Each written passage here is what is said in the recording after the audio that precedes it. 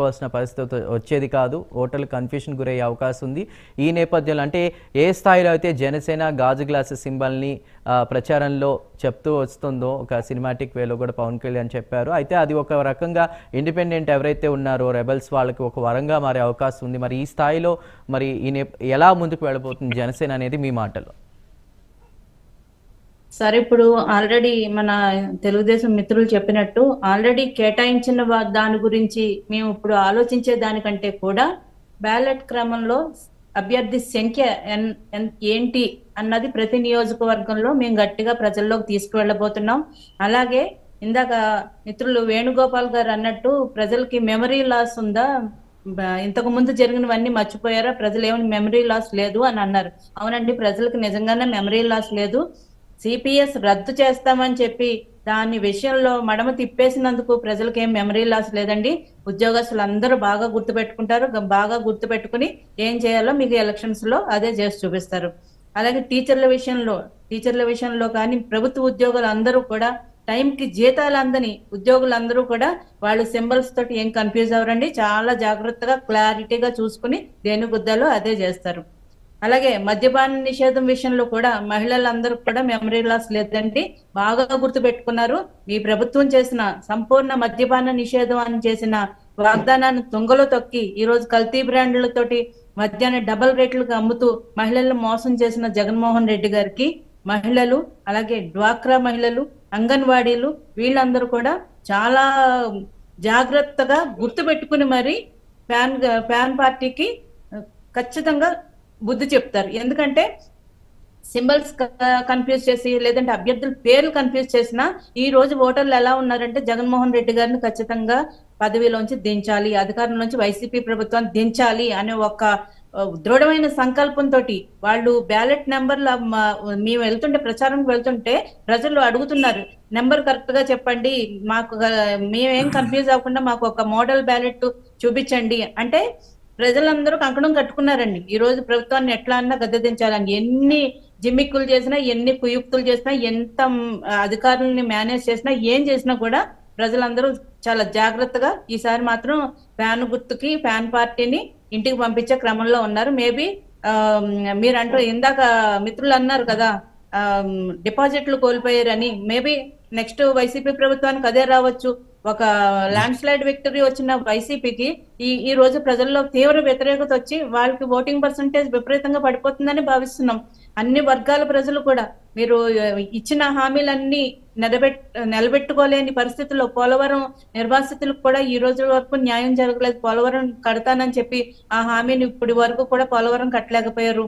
Bandar port విషయంలో కానీ, railway Vizag కి రైల్వే జోన్ విషయంలో కానీ, విశాఖ స్టీల్ ప్లాంట్ విషయంలో కానీ అంటే కొద్దిమంది సింబల్ కోసం కన్ఫ్యూజ్ అయ్యే కొద్ది శాతం ఓటర్లు తప్ప మిగిలిన వాళ్ళందరూ చాలా పర్ఫెక్ట్ గా ఏ చేయాలో గవర్నమెంట్ కి అదే దించే క్రమంలోనే ఉన్నారు. ఖచ్చితంగా కూటమి అభ్యర్థుల సింబల్ ఏమున్నది, ఆ క్రమ సంఖ్య ఏమున్నది తెలుసుకుని మరి వెళ్ళి ఓటు వేసే పరిస్థితులు ఉన్నాయండి. కొద్ది మందికి కూడా మేము ఈ 10-12 రోజుల్లో ఖచ్చితంగా వాళ్ళకి అవేర్నెస్ తీసుకొస్తాము. మాకు ఆ భయం ఏం లేదండి. ఇప్పుడు కేటాయించారు, ప్రీ సింబల్ కేటాయించారు అన్న దాని గురించి ఆలోచించే కంటే కూడా మా అభ్యర్థులకి ఓటింగ్ ఎలాగ వేయాలి, కన్ఫ్యూజ్ అయ్యే ఓటర్లకు ప్రత్యేకంగా వాళ్ళకి ఎలాగ అవేర్నెస్ తీసుకురావాలన్న దాంట్లో మేము ముందుకు వెళ్తామండి. జగన్మోహన్ రెడ్డి గారికి ఒక్క నిమిషం అండి, జగన్మోహన్ రెడ్డి గారు తెచ్చిన ల్యాండ్ టైటిలింగ్ యాక్టే ఈ రోజు జగన్మోహన్ రెడ్డి గారికి శాపంగా మారిపోతుంది. ఆయనకి ప్రతి ఒక్కళ్ళు కూడా ల్యాండ్ టైటిలింగ్ శాపంగా మారిపోతుంది. ఆయన అధికారంలోంచి దిగిపోబోతున్నారు. రైట్ సుజాత గారు. రైట్ వేణుగోపాల్ గారు, ల్యాండ్ టైటిలింగ్ యాక్ట్కి సంబంధించి కూడా మీరు అన్నట్టు కేంద్ర ప్రభుత్వం తీసుకొచ్చినప్పటికీ కూడా 13 రాష్ట్రాలు దాన్ని అమలు చేయడానికి సిద్ధంగా ఉన్నా కూడా ఆంధ్రప్రదేశ్ ప్రభుత్వం మాత్రం వాళ్ళకు అనుకూలంగా ఏదైతే ఒరిజినల్ డాక్యుమెంట్స్ని వాళ్ళ దగ్గర పెట్టుకుని జిరాక్స్ కాపీలు వాళ్ళకి ఇచ్చేటువంటి పరిస్థితి, అటు ప్రభుత్వ రంగంలో భూములన్నీ కూడా ఏవైతే ఉన్నాయో అవి తాకట్టు పెట్టి అప్పు తెచ్చే పరిస్థితి నుంచి ఇప్పుడు ప్రైవేట్ రంగంపై కూడా పడ్డారనేది వినిపిస్తున్నటువంటి మాట. దాని గురించి మీరు మాట్లాడదురు. కానీ అయితే ఇప్పుడు సుజాత్ గారు ఏం చెప్తున్నారంటే హామీలు అమలు చేయలేదు, పథకాలతో ఏ ప్రభుత్వం అయినా వస్తే పథకాలతో ముందుకు వెళ్తారు, పథకాలు చూసి జనాలు ఓట్లు వేయట్లేదు, ఇచ్చిన హామీలన్నీ కూడా తొంగలో తొక్కారు కాబట్టి జగన్కి వ్యతిరేక పవనాలు వీస్తున్నాయి. వైఎస్ఆర్సీపీ ప్రభుత్వానికి కూడా ఓట్ల శాతం తగ్గే అవకాశం ఉందనేది చెప్తున్నారు. మీరేమంటారు దానిపై? మీ కామెంట్ ఏంటి? సార్, ఇప్పుడు జనసేన నాయకులు చెప్తున్నారు జగన్మోహన్ రెడ్డి గారు ఇచ్చిన హామీలు ఏమి అమలు చేయలేదని. ఏదో సిపిఎస్ రద్దు చేస్తానని, మద్యపానం, పోలవరం గురించి మాట్లాడుతూ వచ్చారు. ఇంపార్టెంట్ ఏంది? పోలవరం గురించి మాట్లాడుతాం. సార్, పోలవరంది ఏదైతే R&R ప్యాకేజ్, ఏదైతే నిర్వాసితులకి డబ్బులు ఇవ్వమని చెప్పి 3 సంవత్సరాల క్రితం 15,000 అకౌంట్ కేంద్ర ప్రభుత్వానికి జగన్మోహన్ రెడ్డి గారు ఇవ్వడం జరిగింది. 15,000 మందికి 15,000 అకౌంట్స్ కి ఇప్పటి వరకు రూపాయి వేయకపోవడం, అది R&R ప్యాకేజ్ ఇవ్వాల్సిన కేంద్ర ప్రభుత్వం ఎలా, రాష్ట్ర ప్రభుత్వం ఎలా? ఫస్ట్ ఆ మినిమం కామన్ నాలెడ్జ్ తెచ్చుకోమని చెప్పండి. అదే విధంగా డయాఫ్రమ్ వాళ్ళు దెబ్బతినింది. తెలుగుదేశం ప్రభుత్వంలో చంద్రబాబు నాయుడు కట్టిన డయాఫ్రమ్ వాళ్ళు 2020-21లో వరదలకు కొట్టుకోకపోతే, ఆ చిన్నపాటి వరదలకే డయాఫ్రమ్ వాళ్ళు కొట్టుకోకపోతే దాన్ని కేంద్ర ప్రభుత్వం ఆపమని చెప్పి ఏదైతే ఇంటర్నేషనల్ ఎక్స్పర్ట్స్ వచ్చి నివేదిక ఇచ్చేంత వరకు దాన్ని కొనసాగించకుండా ఆపమనింది కేంద్ర ప్రభుత్వం. వాళ్ళని ప్రశ్నించమని, వాళ్ళ మిత్ర పక్షాన్ని ప్రశ్నించమనండి. డయాఫ్రమ్ వాళ్ళు ఎందుకు కట్టలేదు, ఎందుకు వీళ్ళు ఆపాల్సి వచ్చింది కేంద్ర ప్రభుత్వము అని చెప్పి వాళ్ళని అడగమనండి. R&R ప్యాకేజ్ దిగింది బీజేపీ పార్టీ, వాళ్ళని అడగమని చెప్పండి. వాళ్ళంతా వదిలేసి పక్కన పెట్టుకునేసి ఈ పక్క రైట్ ఒక మోడీని, లెఫ్ట్ ఒక టీడీపీని పెట్టుకొని జగన్మోహన్ రెడ్డి గారిని ప్రశ్నిస్తారేంది? పార్లమెంటుని స్వయాన షెకావత్ గారు చెప్పడం జరిగింది. ఇది ఎందువరకు పోలవరం ప్రాజెక్ట్ ఆగింది, డయాఫ్రమ్ వాళ్ళు ఎందుకు దెబ్బతినింది, ఎవరి ప్రభుత్వంలో కట్టింది అని మొత్తం ఎక్స్ప్లెనేషన్ చెప్పింది. వీళ్ళని పార్లమెంట్ న్యూస్ ఫాలో అవ్వ చెప్పండి.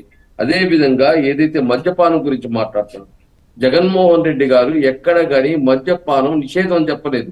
నందమూరి తారక రామారావు మద్య నిషేధాన్ని చేసి తన తుంగలోకి దక్కి చంద్రబాబు నాయుడు, వీళ్ళ మిత్రపక్షమైన చంద్రబాబు నాయుడు మద్యాన్ని ఏర్లే పారిచ్చారు ప్రైవేటు వ్యక్తులకు ఇచ్చేసి.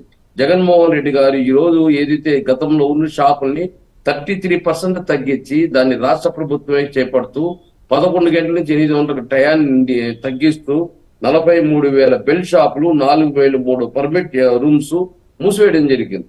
అంటే ఈరోజు జగన్మోహన్ రెడ్డి గారి మద్యాన్ని దశల వారీగా తగ్గిస్తానన్నాడు కానీ, నియంత్రిస్తానని కానీ, మద్య నిషేధం చేస్తే దానివల్ల పక్క రాష్ట్రాల నుంచి కల్తీ మద్యాలు అవి ఇవి వచ్చి ప్రాణాలు పోవడం పరిస్థితి ఉంటుంది. కాబట్టి ఖచ్చితంగా స్టార్ హోటల్కి పరిమితంగా, లేకపోతే మెడికల్ కి పరిమితంగా వచ్చే మెడికల్ రిపోర్ట్ తో మద్యం ఇచ్చే విధంగా ఈ రోజు జగన్మోహన్ రెడ్డి గారి ప్రభుత్వం తీసుకుని వస్తుందే కానీ వీళ్ళు చెప్పినట్టు ఏదో ఆరోపణలు చేసినట్టు ఇవన్నీ కాదు.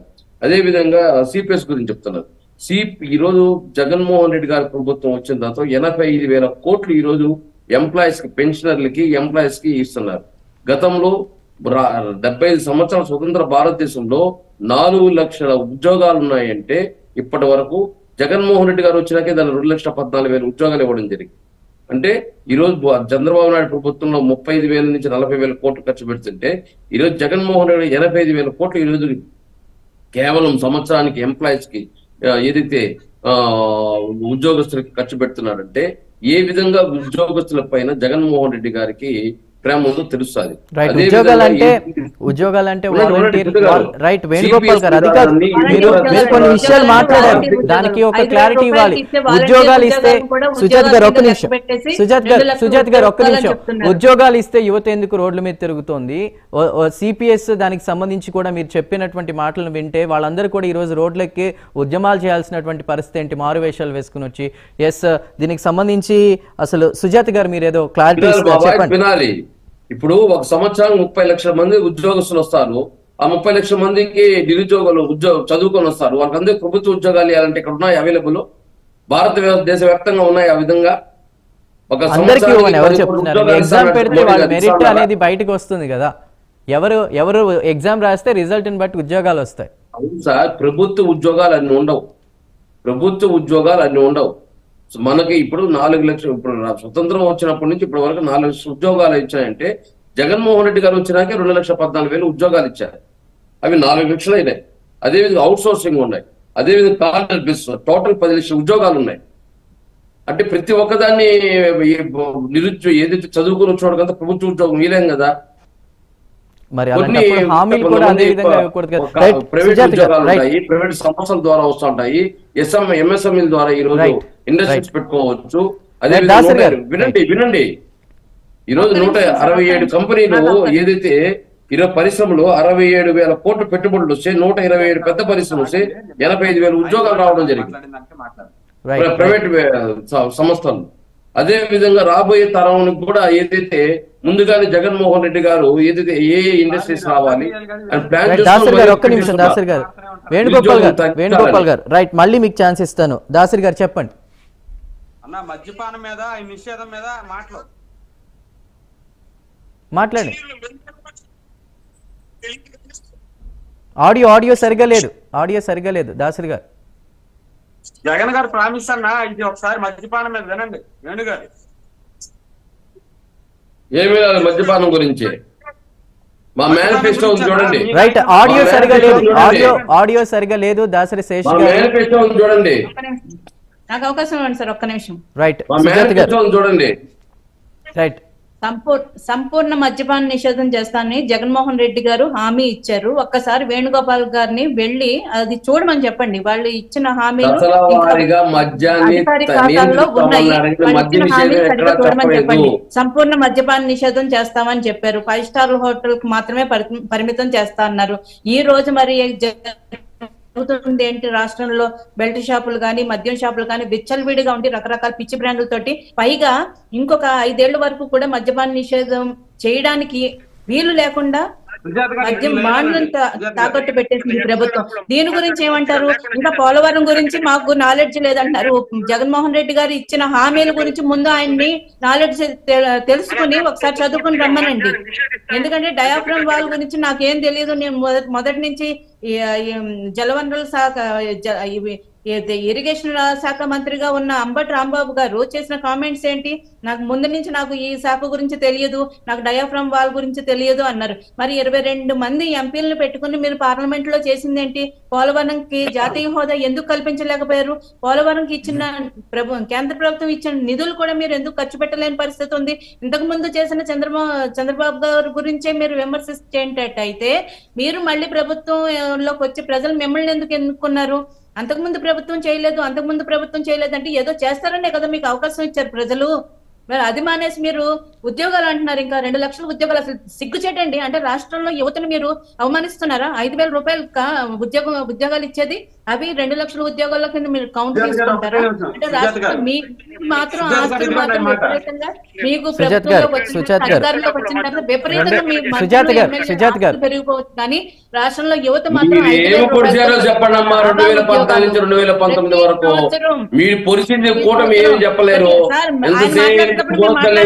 వేణుగోపాల్ గారు ఒక్క నిమిషం, వన్ బై వన్ మాట్లాడుతూ గారు. వేణుగోపాల్ గారు ఒక్క నిమిషం. జాబ్ క్యాలెండర్ ఇస్తా అన్నారు, ప్రతి సంవత్సరం జాబ్ క్యాలెండర్ మోసం చేయలేదు.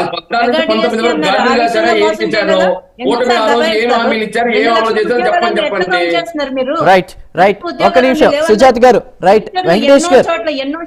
సుజాత్ గారు ఒక్క నిమిషం. 10 తరగతులకు కూడా ఒక్క టీచర్ తో మేనేజ్ చేస్తున్న స్కూల్స్ ఉన్నాయి. ఒకసారి తెలుసుకుని వచ్చి మాట్లాడండి. సుజాత్ గారు, వేణుగోపాల్ గారు ప్లీజ్ సార్, ఇంకా మనకి గెస్ట్ ఉన్నారు. ఒక్క నిమిషం వేణుగోపాల్ గారు. మీ నాయకుడు మీ దత్త తండ్రి ఎంత ఖర్చు పెట్టాడు